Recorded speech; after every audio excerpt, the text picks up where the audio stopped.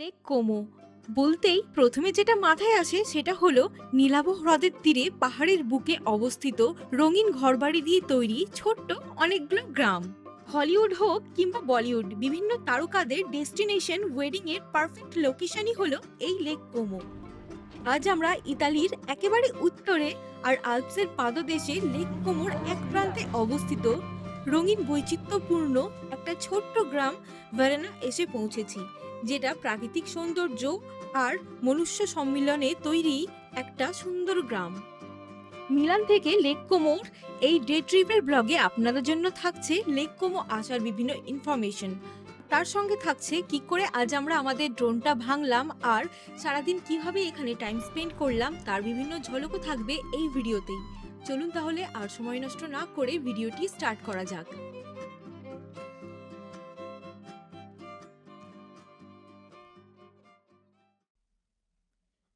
নমস্কার সবাইকে, মিলান থেকে লেক কোমো ডে ট্রিপের এই ব্লগে আপনাদের সকলকে স্বাগত জানাই। সকাল সকাল রেডি হয়ে আমরা দুজন 7:30টার মধ্যে বেরিয়ে গেছি ট্রেন ধরার উদ্দেশ্যে। রাস্তায় যেতে যেতে দেখলাম প্যারিসের মতো এখানেও ওপেন এয়ার মার্কেট বসেছে। আমরা যেখানে যাচ্ছি সেটা একেবারে ইতালির উত্তরে অবস্থিত উল্টো ওয়াইয়ের মতো দেখতে আল্পসের পাদদেশে অবস্থিত একটা হ্রদ। আর এই হ্রদের 3টে বিখ্যাত জায়গা হলো, প্রথম বেলাজিও, দ্বিতীয় মিনাজিও আর তৃতীয় ভেরেনা।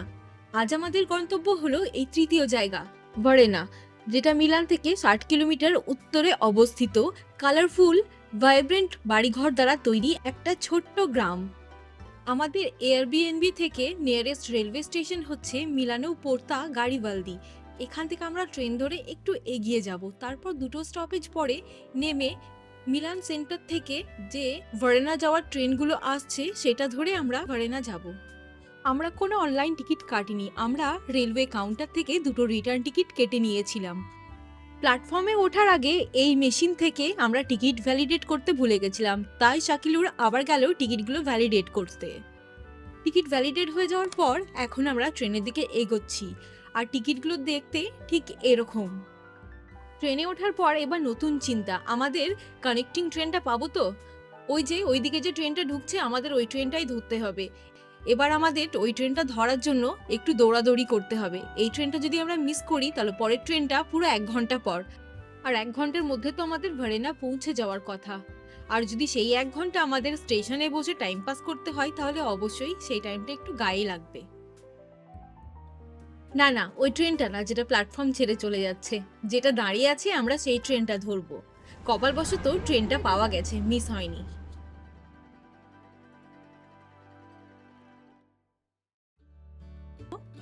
প্রাকৃতিক সৌন্দর্য বলতে আমরা একমাত্র সুইজারল্যান্ডকেই বুঝি, কিন্তু ইটালিও কোনো অংশেই কম যায় না। ইতালির এক একটা অঞ্চল এক এক রকমের। দেখুন, পাহাড়ের নিচে সুন্দর লেক রয়েছে, ঠিক যেন মনে হচ্ছে কোনো হাতে আঁকা ছবি।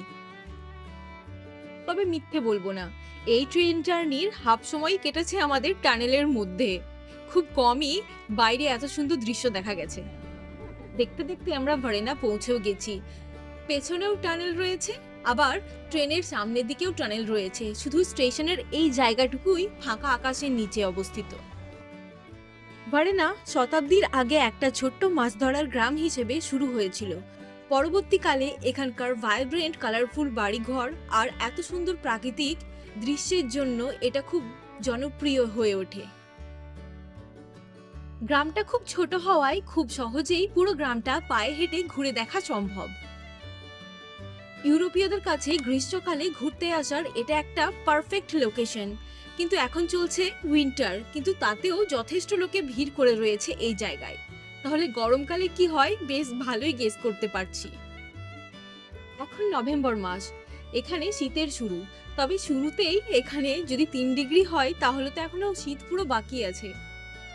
হলুদ পাতাগুলো দেখে অনুমান করতেই পারছেন শীতের শুরু হলেও অটমের ছোঁয়াও এখনো কিছুটা হলেও লেক কোমোতে রয়ে গেছে। ভারেনা গ্রামটা লেকের ধারে অবস্থিত হওয়ায় এই জায়গায় ঠান্ডা তুলনামূলকভাবে একটু বেশি, তাই আমরা ভেবেছিলাম হয়তো লোকজনের ভিড় হলেও একটু কম হতে পারে। কিন্তু যাই হোক, ভেবেও ভালো লাগছে আমরা শুধু একা না, পৃথিবীতে আমাদের মতো পাগলের সংখ্যা খুব একটা কম না। এই লেক কোমোর অনেক জায়গায় ইউরোপীয়দের কাছে হাইকিং করার জন্য একটা জনপ্রিয় লোকেশন। এখানকার মনোরম জলবায়ু একটা সুন্দর পরিবেশ তৈরি করে হাইকিং করার জন্য।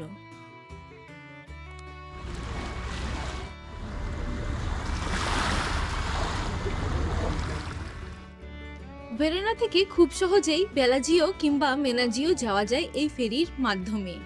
আর ফেরির ভাড়া খুব একটাই বেশি না, 4 থেকে 7 ইউরোর মধ্যেই এই ফেরির ভাড়া। লেক কোমোতে যে জায়গাগুলো আছে তার মধ্যে সব থেকে ট্যুরিস্টরা বেশি আসে বেলাজিও আর ভেরোনাতে। বেলাজিওতে কোনো রেল স্টেশন নেই, তাই বেশিরভাগ ট্যুরিস্টরাই মিলান থেকে একটা ট্রেন ধরে ফার্স্টে ভেরোনা চলে আসে আর ভেরোনা থেকে ফেরি নিয়ে বেলাজিও যায়। বেলাজিওতে দিনের অর্ধেকটা সময় কাটিয়ে দিনের শেষে বাস ধরে তারা কোমো সিটিতে চলে যায় এবং কোমো সিটি থেকে ট্রেন নিয়ে তারা মিলান ফিরে আসে। সকালবেলার টাইমে সামনের ব্রিজটা একটু ফাঁকা থাকায় আমি শাকিলুরকে বললাম আমার একটা একার ড্রোনের ভিডিও করে দাও। কিন্তু যেই আমি উঠলাম ব্রিজে ভিডিও করার জন্য, কোথা থেকে এক কুত্তা এসে সেও জানতে পারলো আরে এ তো ড্রোনে ভিডিও হচ্ছে, আমি তো সহজে নড়বো না, আমিও এই মেয়েটার সাথে ভিডিও করব। মালিক টানাটানি করছে কিন্তু ওই আইটেমটা নড়ছে না, ও ভিডিও করেই যাবে। তারপরে শেষমেশ যাই হোক মালিকের বকুনি খেয়ে সে গেল। এই হলো আমার ফাইনাল ড্রোনের ভিডিও। তার সাথে থাকছে লেকটা ওপর থেকে কেমন লাগছে তারও একটু ঝলক।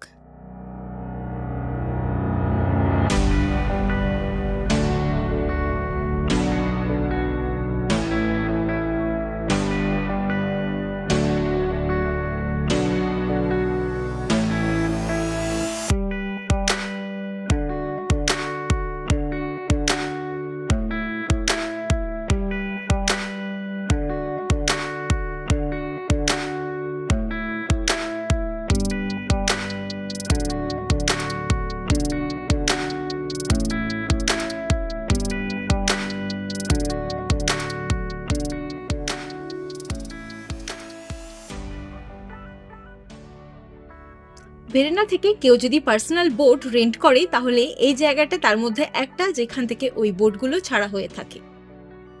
আর এখান থেকে বেলাজিও বা মেলাজিও যাওয়ার ফেরিগুলো ছাড়ে। আর পাশেই টিকিট কাউন্টার রয়েছে, আপনারা যদি কেউ টিকিট কাটতে চান তাহলে এই কাউন্টার থেকেও কেটে নিতে পারেন। এখানে গাড়িগুলো লাইনে দাঁড়িয়ে আছে, ফেরি আসলেই গাড়িগুলো ফেরিতে তোলা হবে। এখন আমরা এই লেকের ধার বেয়ে ভেরেনার মেন সেন্টারের দিকে এগোচ্ছি। আজকের দিনটা ড্রোন ওড়ানোর জন্য আমাদের কাছে খুব একটা শুভ ছিল না। আজকের দিনে আমরা 3বার ড্রোন ওড়ানোর চেষ্টা করেছি আর 3বারই কোনো না কোনো সমস্যার মুখোমুখি হয়েছি। একটু আগে যেখানে ওড়াচ্ছিলাম সেখানে আকাশের মধ্যে হুট করে জিপিএস ট্র্যাক হারিয়ে ফেলি, যার জন্য ড্রোনটা অনেকটা দূরে চলে গেছিল আমাদের চোখের ধরা ছোঁয়ার বাইরে। তারপরে কোনোভাবে সেটাকে নামাতে পেরেছি। এখন যে রাস্তাটা ধরে হেঁটে যাচ্ছি এই রাস্তাটা এখানে লাভার্স ওয়াক নামে পরিচিত। এই পুরো উল্টো ওয়াই আকৃতির লেকের চারিদিকে রয়েছে হাজার হাজার ভিলা আর রিসর্ট, যেটা আমাদের বলিউড হোক কিংবা হলিউড বিভিন্ন তারকাদের কাছে ওয়েডিং ডেস্টিনেশনের জন্য একটা জনপ্রিয় লোকেশন। আমাদের বলিউডের রণবীর দীপিকার ওয়েডিংও এই লেক কোমোর একটা ভিলাতেই সম্পূর্ণ হয়েছিল। রণবীর দীপিকার ওয়েডিং ভিলা না হলেও এখানকার একটা জনপ্রিয় ভিলাতে আজ আমি আপনাদের অবশ্যই নিয়ে যাব। পেছন ঘুরে দেখি যে এদিক থেকে আমরা হেঁটে এলাম জায়গাটা দূর থেকে এত সুন্দর লাগছে। এখন প্রায় সকাল 10টা আর 3 ডিগ্রি টেম্পারেচার। এই ঠান্ডায় লেকের ধার দিয়ে হেঁটে যাওয়াটাও বেশ কঠিন লাগছে। এখন আমরা প্রবেশ করতে চলেছি ভেরেনার মেন সেন্টারের দিকে। এই ভিউটা দেখার পর মনে হচ্ছে এত সুন্দর লোকেশনের জন্য একটু ঠান্ডা সহ্য করে নেওয়াই যায়। আমাদের মিলান আসার সেইভাবে কোনো প্ল্যান ছিল না। একদিন অফিস থেকে শাকিলুর হুট করে ফোন করে বলে আমায় যে মিলানে সামনের সপ্তাহে আইকমা বাইক লঞ্চের ফেস্টিভ্যাল আছে, যাবে নাকি ঘুরতে? ঘোরাঘুরিতে আমি কখনো মানা করি না, আমি তো এক পায়ে রাজি, হ্যাঁ চলো যাওয়া যাক। তারপরে আমাদের 3 দিনের এই ট্রিপটা ঠিক হয়। আইকমার ভিডিও খুব তাড়াতাড়ি আসতে চলেছে আমাদের চ্যানেলে। আর যদি আপনারা এখনো আমার চ্যানেলটা সাবস্ক্রাইব করে না থাকেন তাহলে এই মুহূর্তেই চ্যানেলটা সাবস্ক্রাইব করে দিন। ফার্স্টে আমরা ভেবেছিলাম লেক কোমো আসার মতো টাইম হয়তো আমাদের হবে না, কিন্তু পরে একটু রিসার্চ করার পর যখন জানতে পারলাম মিলান থেকে মাত্র 1 ঘন্টার ট্রেনে আমরা লেক কোমো আসতে পারবো, সেই জন্য আমরা তখন এই প্ল্যানটা করি লেক কোমো একটা ডে ট্রিপ করার। এখান থেকেও পার্সোনাল বোট রেন্ট করে অনেক ট্যুরিস্টকেই ঘুরতে দেখলাম।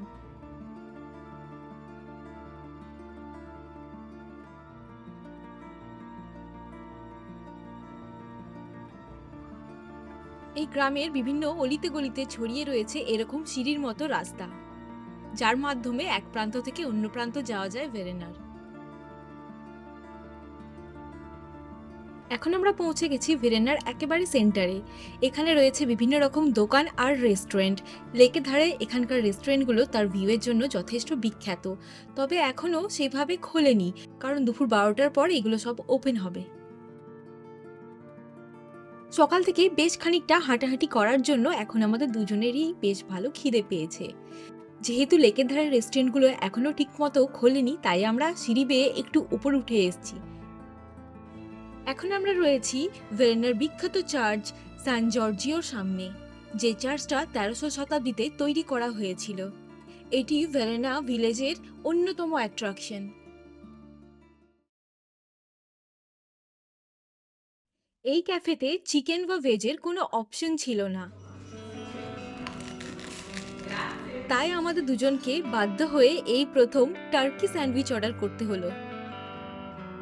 এখন আবার আমরা বেরিয়ে গেছি লেকের ধারে যাওয়ার জন্য। আর একবার চেষ্টা করব ড্রোন ওড়ানোর। দেখুন রাস্তাগুলো কি সুন্দর।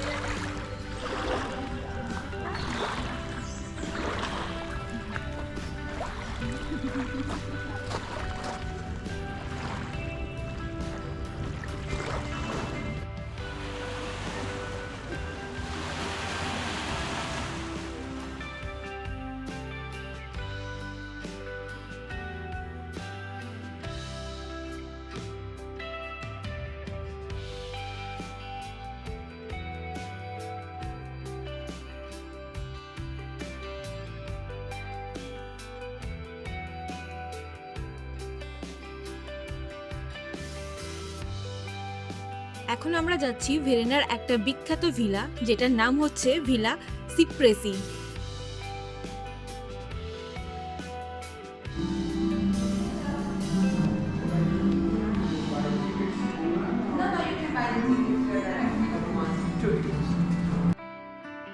এখানকার সব ভিলাতেই ঢুকতে গেলে একটা মিনিমাম অ্যামাউন্টের টিকিট লাগে, আর আমরা এখানে ঢোকার জন্য টোটাল 20 ইউরো পে করেছি, মানে পার হেড 10 ইউরো করে টিকিট, ইন্ডিয়ান রুপিজে 1000 টাকা। চতুর্থ শতাব্দীর দিকে এই ভিলাটা এক পরিবারের মালিকাধীন ছিল। পরে 80 দশকে এক ফরাসি সংস্থা এই পুরো ভবনটাকে কিনে নেয় আর হোটেলে রূপান্তরিত করে। এখন এই হোটেলটাতে বিভিন্ন রকমের ফাংশন আর ওয়েডিং এর জন্য ভাড়া দেওয়া হয়।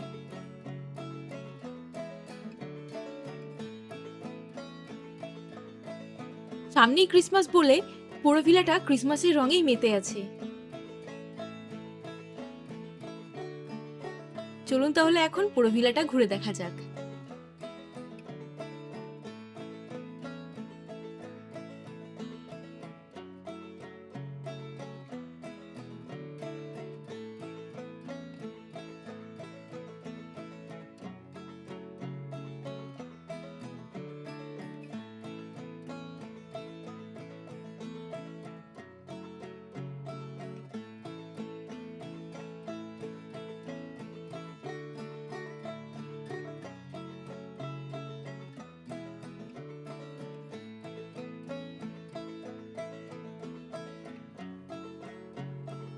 দূরে এখানকার আর একটা জনপ্রিয় ভবন দেখা যাচ্ছে, যেটার নাম হচ্ছে ভিলা মনেস্তেরো।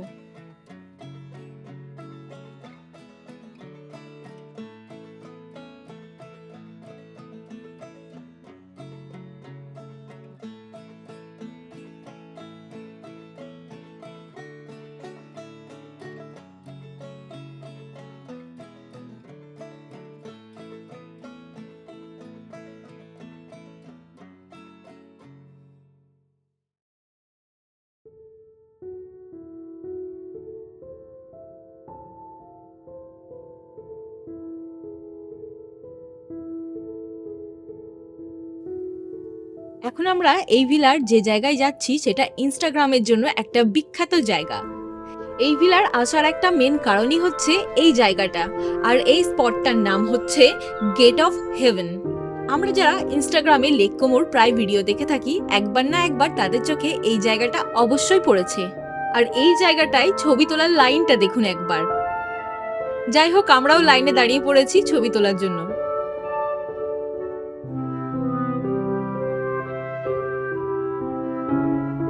স্পটটার নাম গেট অফ হেভেন, কিন্তু কেউ যদি ভুল করে একবার জলে পড়ে যায় তাহলে গেট অফ হেভেন থেকে গেট অফ হেল হতে বেশিক্ষণ সময় লাগবে না।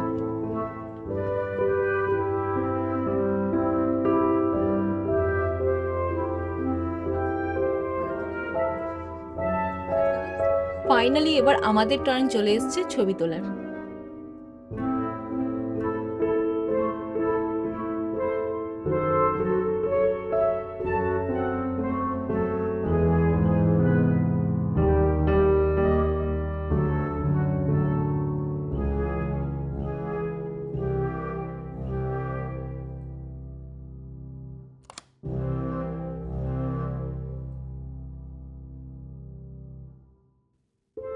আমাদের পিছনে যে কাকিমা দাঁড়িয়েছিল সেই কাকিমাকে বললাম আমাদের দুজনের কিছু ছবি তুলে দেওয়ার জন্য।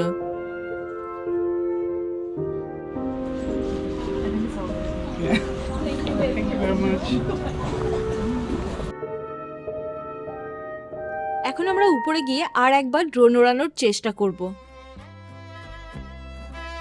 সকাল থেকে দুবার ড্রোন ওড়ানোর চেষ্টা করেছি, তার মধ্যে আকাশের উপর একবার জিপিএস ট্র্যাক হারিয়ে ফেলেছিল, আর সেকেন্ড বার হাওয়ার জন্য আমাদের ড্রোনটা একটু ডিসব্যালেন্স হয়ে গেছিল। আর এবার পাথরের জন্য আমাদের ড্রোনের ব্লেডগুলো সব ভেঙে গেছে। যেহেতু আমাদের কাছে এক্সট্রা প্রপেলারের সেট ছিল তাই আমাদের কোনো অসুবিধা হয়নি, আমরা ব্লেডগুলো চেঞ্জ করে নিয়েছিলাম তখনই। গ্রামটা খুব ছোট হওয়ায় অর্ধেক দিনের মধ্যেই আমাদের পুরো গ্রামটা ঘুরে দেখা হয়ে গেছিল, তাই এখানে আর বেশি সময় নষ্ট না করে আমরা আবার একই পথ ধরে এখন এগোতে শুরু করেছি স্টেশনের দিকে।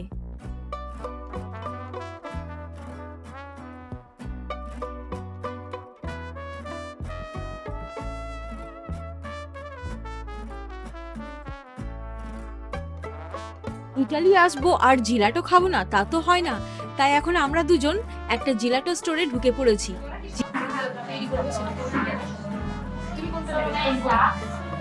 Three flavor, two flavor,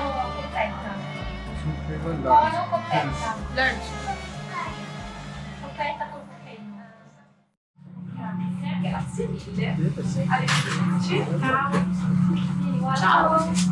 Almost too large. Okay. I'll pick the same one. With the flavor? Chocolate. Okay. Pistachio.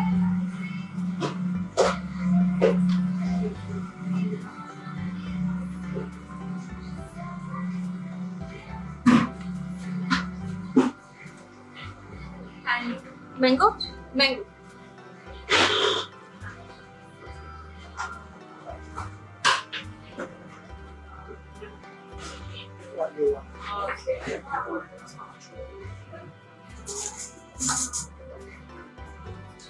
Thank you. Another one? Chocolate, pistachio, and strawberry.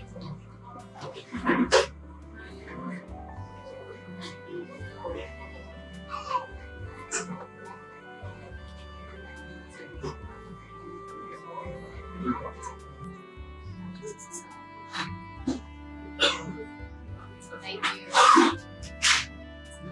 Thank you. জিলাটো খাওয়ার পর রোদ ঝলমলের দিন আর তার সাথে ভেরেনার এই সুন্দর দৃশ্য উপভোগ করার জন্য এখন আমরা আবারও আর একবার যেখান থেকে বোট ছাড়ে সেই জায়গাটাতে চলে এসেছি। সকালে আমরা যখন ভেরেনা এসে পৌঁছেছিলাম তখন সূর্যটা এই পাহাড়ের পেছন দিকে ছিল, তাই তখন এই বাড়িঘরগুলো এত ভাইব্রেন্ট লাগছিল না, কিন্তু এখন সূর্যটা এইদিকে আসার পর বাড়িঘরগুলোর রঙগুলোই যেন পুরো চেঞ্জ হয়ে গেছে। জায়গাটা দেখতে অপূর্ব লাগছে। আর আমরা থাকি প্যারিসে। শীতকালে প্যারিসে সূর্য ওঠে না বললেই চলে, তাই এই রোদ ঝলমলে দিনে আমরা বেশ ভালোই মজা করেছি। ভেরেনা থেকে প্রাইভেট বোট রেন্ট করে আপনারা ঠিক কোথায় কোথায় ঘুরতে যেতে পারেন তার ইনফরমেশন এখানে দেওয়া রয়েছে।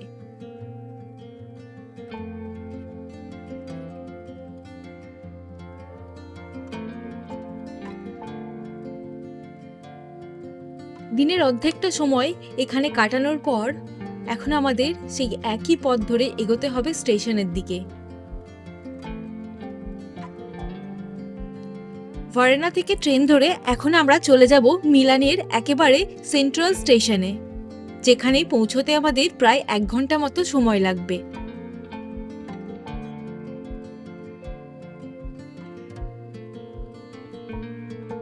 আমি আমার নতুন ভিউয়ারদের কাছে অনুরোধ করব ভিডিওটি ভালো লেগে থাকলে সাবস্ক্রাইব করে আমাদের পাশে দাঁড়ানোর।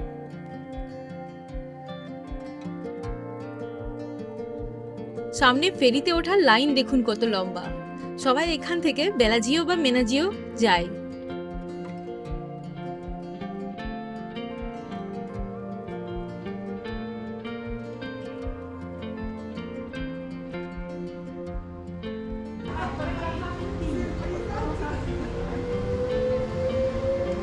আজকের এই ব্লগটা আমি এখানেই শেষ করতে চলেছি।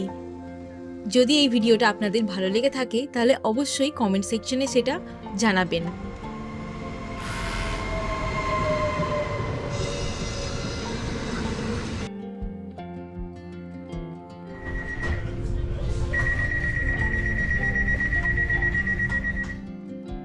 ভালো থাকবেন সকলে। দেখা হচ্ছে মিলানের পরবর্তী এপিসোডে। ভিডিওটি সম্পূর্ণ দেখার জন্য ধন্যবাদ।